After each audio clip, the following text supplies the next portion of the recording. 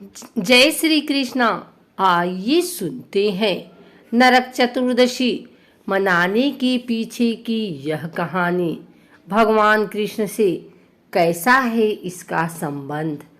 दिवाली से एक दिन पहले देश भर में छोटी दिवाली मनाई जाती है, जिसे नरक चतुर्दशी के नाम से जाना जाता है। इस दिन भगवान कृष्ण, यमराज और बजरंग बली की पूजा करने का विधान है।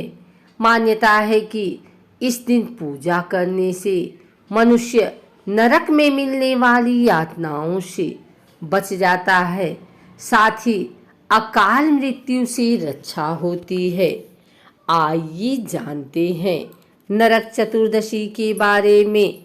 छोटी दिवाली या नरक चतुर्दशी की यह कहानी। नरक चतुर्दशी को मुक्ति पाने वाला पर्व कहा जाता है। इस दिन भगवान कृष्ण ने नरकासुर का वध किया था, इसलिए इस चतुर्दशी का नाम नरक चतुर्दशी पड़ा। इस दिन सूर्योदय से पहले उठने और स्नान करने का महत्व है। इससे मनुष्य को यमलोक का दर्शन नहीं करना पड़ता। विष्णु और श्रीमद् भागवत पुराण के अनुसार नरकासुर नामक असुर ने अपनी शक्ति से देवी देवताओं और मानवों को परेशान कर रखा था। असुर ने संतों के साथ 16,000 स्त्रियों को भी बंदी बनाकर रखा था।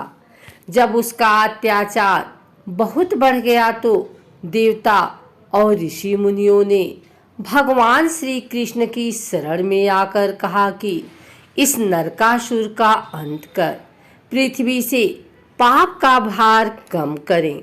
भगवान श्री कृष्ण ने उन्हें नरकासुर से मुक्ति दिलाने का आश्वासन दिया, लेकिन नरकासुर को एक स्त्री के हाथों मरने का श्राप था। इसलिए भगवान कृष्ण ने अपनी पत्नी सत्यभामा को सारथी बनाया और उनकी सहायता से नरकासुर का वध किया। जिस दिन नरकासुर का अंत हुआ, उस दिन कार्तिक मास के कृष्ण पक्ष की चतुर्दशी तिथि थी।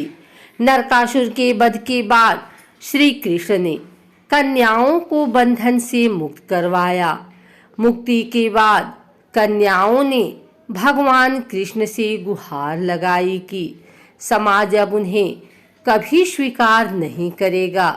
इसके लिए आप कोई उपाय निकालें, हमारा सम्मान वापस दिलवाएं। समाज में इन कन्याओं को सम्मान दिलाने के लिए भगवान कृष्ण ने सत्यभामा के सहयोग से 16,000 कन्याओं से विवाह कर लिया। 16,000 कन्याओं को मुक्ति और नरकासुर के वध के उपलक्ष्य में घर घर दीपदान की परंपरा शुरू हुई। भगवान कृष्ण ने इस दिन 16,000 कन्याओं का उद्धार किया। इसी खुशी में इस दिन महिलाएं 16 श्रृंगार करती हैं। नरक चतुर्दशी को रूप चतुर्दशी भी कहते हैं। इस दिन जल में औषधि मिलाकर स्नान करने और 16 श्रृंगार करने से रूप सौंदर्य और सौभाग्य बढ़ता है, ऐसी मान्यता है। नरक चतुर्दशी के दिन इस दिन सूर्योदय से पहले उठने और स्नान करने का महत्व है। इससे मनुष्य को यमलोक का दर्शन नहीं करना पड़ता है। कार्तिक मास में तेल नहीं लगाना चाहिए। फिर भी इस तिथि विशेष को शरीर में तेल लगाकर स्नान करना चाहिए।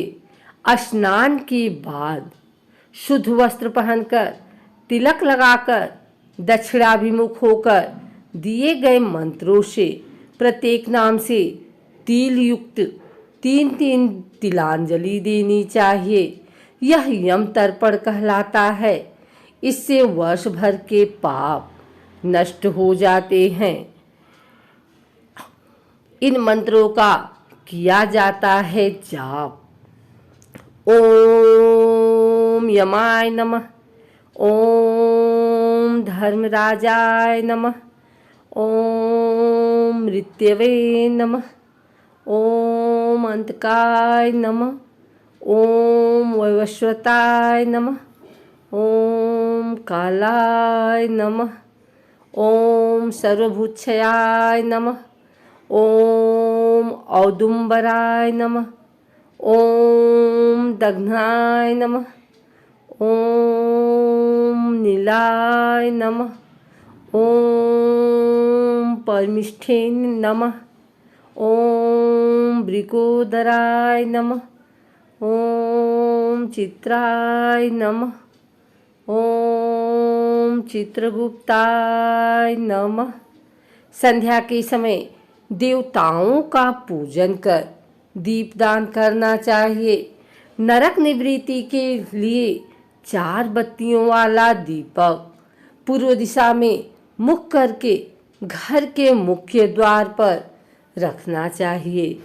मंदिरों, रसोई घर, स्नान घर, देव वृक्षों के नीचे, नदियों के किनारे, चार दीवारी, बगीचे, गौशाला आदि स्थान पर दीपक जलाना चाहिए।